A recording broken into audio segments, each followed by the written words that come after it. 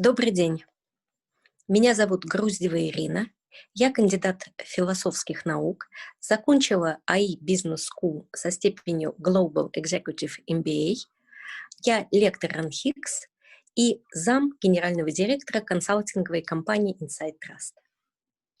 Добрый день, меня зовут Алена Григораш, я кандидат искусствоведения, лектор Высшей школы экономики, британки, участница модного приговора и автор подкаста «Модный по скриптум» на Storytel. Собственно, в одном из выпусков там я рассказываю про белое платье Шанель. Мы всегда вспоминаем ее, когда говорим о современной моде, поэтому сегодня мы поговорим про ее бренд и бизнес-хватку. Потому что Шанель, ее сильная личность, платье, духи, сумочки, эта тема нас не отпускает. Сильный характер, self-made woman, бодрая, креативная после 70. Шанель после войны, вообще после конца света, получает Оскар за кинокостюмы и закрепляет за собой статус иконы стиля и символа элегантности. Эта ролевая модель нам сегодня в ковид и кризис очень нужна, как пример возрождения, обнуления, как хотите. Давайте разберемся, что взять от Шанель, ведь она сумела сделать так, чтобы ее духи и сумочки покупали вечно. Когда говорят о Шанель, то часто произносят термин «революция». Она действительно совершила революцию, создав самый узнаваемый топ-лакжери бренд 20 века. Есть какая-то ирония судьбы в том, что это сделала женщина, которая начинала свой жизненный путь не с нуля, а с глубокого-глубокого минуса. В стране, где человека до сих пор определяют по двум вопросам: из какой он семьи и какое у него образование. Вот с этим у Шанель была просто катастрофа. И поэтому рассчитывать ни на что приличное в жизни у нее не было возможности. Она рано осталась сиротой, отец уехал покорять Америку и так никогда не вернулся. Она воспитывалась в приютском монастыре, приютском сиротском доме при монастыре. У нее не было приданого, значит, замуж она выйти не могла. И разыграть свою женскую карту она тоже не могла, к сожалению, потому что ей не повезло с фигурой. Ее мальчишеская фигурка совсем не подходила под стандарты красоты начала 20 века. Тогда ценились женские формы, а она была слишком худенькая. То есть ее единственным активом была только молодость. И все. Есть даже такое фото. Она сидит на лошади своего любовника, одетая под мальчика, с мужским галстуком на тонкой шее. Это уже эпатаж и скандал. О любовниках Коко говорили очень много и старательно обходили тот факт, что она начинала с роли второй любовницы. Самыми любимыми были официальные и заслуженные подруги, а она со своей андрогинной фигуркой на их место не тянула, только на роль грума при маститых скакунах. Ей самой масти явно не хватало, а вот унижений, к сожалению, было с избытком. И поэтому потом она всегда выдумывала разные истории о своем прошлом, чтобы скрыть нелицеприятную и порой скандальную правду. Это неудивительно. Так многие делают. А вот удивительно другое. Как ей удалось подняться на самый верх по этой скользкой дороге и заставить весь мир повторять ее прозвище Коко. В песенке, которую она распевала в кафе «Ротонде», так звали собачку. Однажды у Карла Лагерфельда спросили, а что вообще-то изобрела Шанель? И он ответил моментально: она изобрела саму себя. А это большая находка. Алена, какой ваш любимый миф о Шанель? Моя любимая легенда у Коко про духи Шанель номер 5, конечно. Хоть я и носила их в жизни всего один раз в формате спрея для путешествий, и сам запах не люблю, насколько это сегодня ассоциируется с Францией, ясно по шкафам магазинов duty-free в парижских аэропортах, где бросаются в глаза монотонные ряды всех видов, типов, мастей, флаконов этих духов. Однако мне нравится наблюдать, как этот продукт оброс легендами о связях с Россией, про морозную свежесть, императорский двор и Советский Союз благодаря Эрнсту Бо, парфюмеру, который придумал аромат. Конечно, Шанель выступила здесь как радикальный новатор.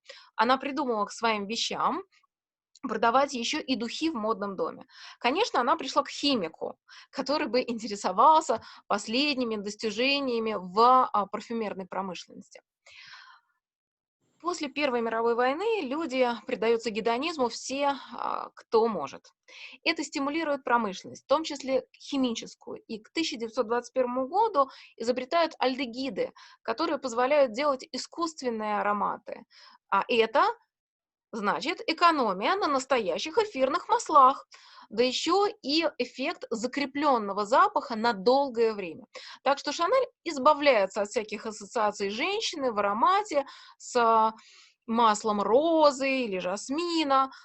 Под влиянием кубистов она называет аромат в честь даты очередного модного показа и, вспоминая о простоте, в которой была воспитана, берет для флакона простую медицинскую склянку с притертой пробкой. Этот флакон удобно носить с собой в силу размера и формы. Это духи, которых хватает надолго и которые позволяют экономить. Это искусственный запах женщины, а не букетов, которыми украшают интерьер на вечеринке. Все это сделало аромат желанным для женщин и их спонсоров, в том числе немецких офицеров во время оккупации Парижа.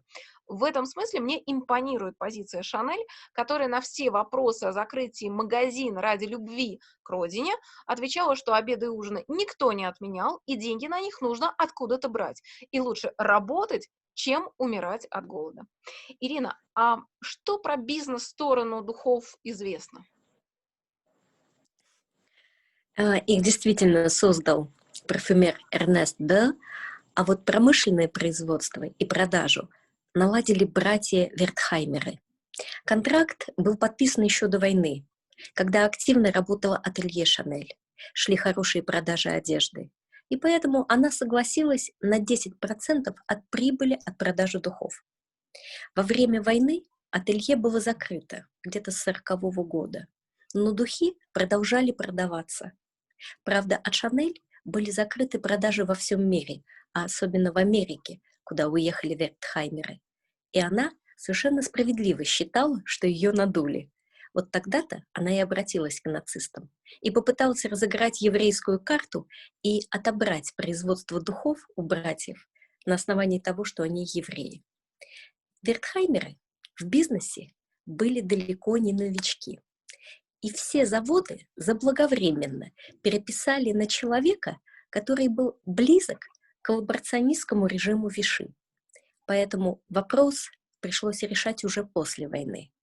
И в результате битвы дорогих адвокатов было достигнуто соглашение. Вертхаймеры выплатили Шанель все причитающиеся деньги за продажи духов во время войны. И теперь она стала получать уже 2% не от прибыли, а от всех продаж духов во всем мире. Это были большие деньги, и она стала баснословно богатой женщиной. Почему Вертхаймеры пошли на сделку и даже настояли, чтобы Шанель в 70 лет вернулась в фэшн-бизнес? Дело в том, что братья прекрасно видели. Модель, вот эта бизнес-модель, она успешно работает, когда присутствует эффект синергии. И ведь хорошо продается именно стиль. И пиджак, и брошь на лацкан пиджака, и аромат на запястье. А если вынимать спицы из колеса, то, в конце концов, колесо никуда не поедет. Сейчас братьям Вертхаймерам целиком принадлежит империя Шанель. Это абсолютно закрытые люди, и они известны своим высказыванием. We are very discreet family. We never talk. We don't give interviews on Chanel because it's not useful for Chanel business. В 2018 году впервые с 1910 года были раскрыты финансовые показатели Chanel, и теперь так делают каждый год. За 2018 год revenues, то есть выручка, выросла на 12,5% до 11 миллиардов долларов, а чистая прибыль на 16% до 2,17 миллиардов долларов. В 2019 году рост составил 10%. Но сейчас с условием пандемии цифры, конечно, будут немного ниже. Алена, как по-вашему, характер самой Шанель повлиял на судьбу бренда? Безусловно, очень сильно повлиял. Это зрелая личность, железная леди. Она само воплощение феминизма в моде. Властная, потому что упорная, тираничная, как бизнес-партнер. И в этом, мне кажется, причина ее некоторых неудач. Потери прибыли от продажи духов в начале, костюмов в Америке, бескомпромиссная клиентуре, когда заставляла их худеть под свои костюмы. Так что никакого бодипозитива. Зато какое уважение к себе через этот миф об идеальной фигуре, своей фигуре смогла сделать Шанель. Так что эгоцентричность помогла ей грамотно позиционировать себя и сделать культ личности. Дали, ее друг, говорил, что сюрреализм — это я, будто других художников этого направления не существовало. А Шанель говорила, что я и есть мода. Это прием персонификации, олицетворения. Это идеальный микс креативного мышления. Амбиции, творчество, чувство инноваций и предпринимательская хватка. Так что она увидела новые возможности в привычных вещах из мужского гардероба. Она умела стоять на своем, но при этом шла навстречу трендам. Ее вещи — это решение проблем дискомфорта. Она как зрелая личность подошла к удобству женщин. Облегчила шляпы, уменьшив их и лишив декора из цветов и лент, остригла голову, чтобы не тратить время на расчесывание и укладку, надела брюки и тельняшку от бретонских моряков, чтобы свободно бегать по пляжу Ривьеры, освободила руки от сумочки, повесив ее на цепочку, как у почтальона, чтобы свободно курить. Заменила зонтик на непромокаемый плащ, чтобы не таскать с собой кучу вещей. Сделала шаг быстрей, обрезав у юбки подол. Взяла монастырский черный цвет, чтобы не моралась. Заменила драгоценности на бижутерию, чтобы не жалко было потерять или сломать. Пришила на жакет кармашки, чтобы носить там помаду, духи, сигареты и прочую мелочевку. Понятно, что она делает это все по себе и для себя. Сегодня вам скажут, что нельзя мерить клиента по себе. Но в 20 веке это работало, потому что Шанель совпала с микротрендами времени, которые она очень хорошо чувствовала. Именно она сделала через радикальный авангардизм женскую моду взрослой. Ирина, как она смогла убедить покупать простые дешевые вещи втридорога?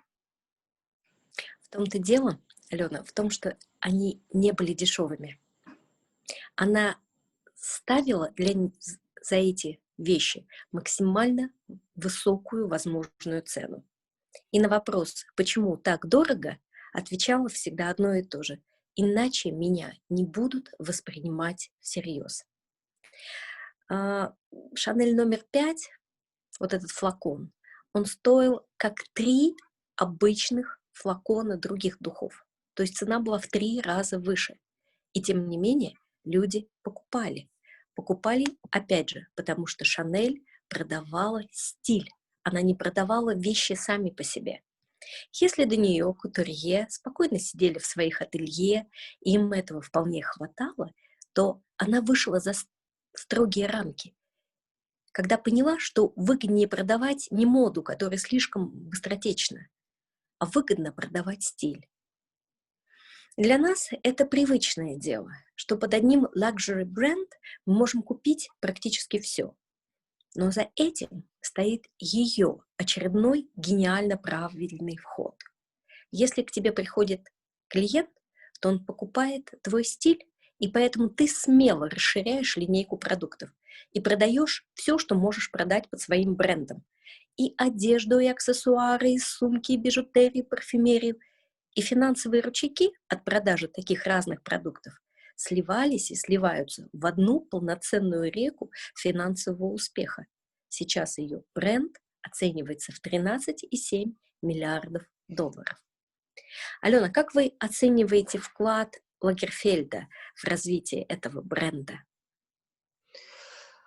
Соглашусь, что Шанель сегодня такая абсолютная классика. Хоть она и не всем подходит, если мы возьмем ее самую женственную вещь, твидовый костюм, Лагерфельд привнес свой личный бренд, как маскулинную историю в фирму Шанель. Тем не менее, сегодня ее именем называют Алой Красной, и у многих моих коллег, европейских женщин-профессоров, я вижу губную помаду Шанель. И, конечно, духи, и лак для ногтей, и многое другое.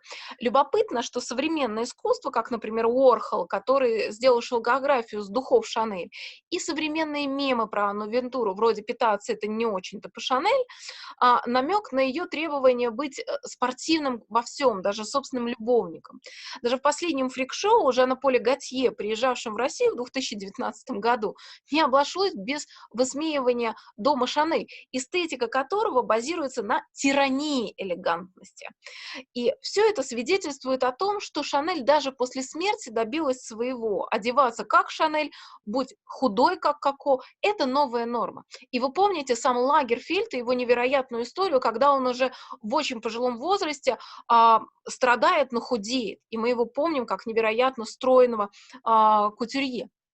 Так вот, это новая норма. А то, что нормально, потребляемо всеми, значит, это огромные прибыли, основанные на эффекте массового потребления, массового соответствия нормы. И в этом Шанель оказалась права, сделав главные вещи бренда морально неустаревающими ценностями в силу их универсального удобства. Ирина, а какие ценности этого бренда можете выделить вы? Вы знаете, Алена, мне очень импонирует две позиции. Конечно, это комфорт. Мы все избалованы комфортом. И спасибо Шанель за то, что она нам предложила вот эту тиранию комфорта. А второй момент, связанный с diversity. Все-таки она очень разнообразная. И даже сейчас Лагерфельд, он использовал, в наши дни он использовал вот эти коды Шанель, да, и их хватило на то, чтобы разукрасить не одну коллекцию. Все-таки она была очень разнообразной, и она была очень богатая на выдумку. И вот это меня, конечно, в ней особенно привлекает. Скажите мне, пожалуйста, вот какие вы взяли бы уроки от великой мадемуазель? Как вы считаете, какие уроки нам стоит выучить? Я думаю, что это творческое мышление, как раз увидеть в привычном, обычном, нормальном новые возможности.